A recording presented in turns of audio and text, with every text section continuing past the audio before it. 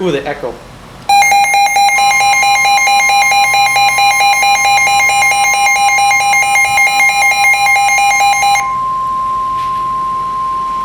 The National Weather Service in Chicago has issued a severe thunderstorm warning for Mchenry County in echo out here is Illinois green. until 2 p.m.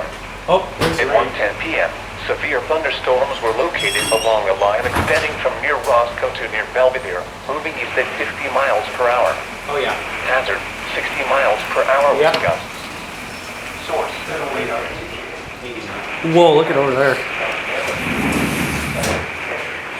Can't even see over there. Hazards include Greenwood, Wonder Lake, Spring Grove, McCollum Lake, Woodstock, Harvard, Baringo, Hebron, Mchenry, Lake Erie, Bull Valley, Johnsburg, Greenwood. Oh yeah. There it is.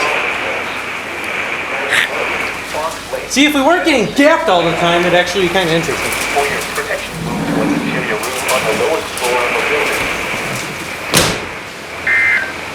Oh yeah. Recooking.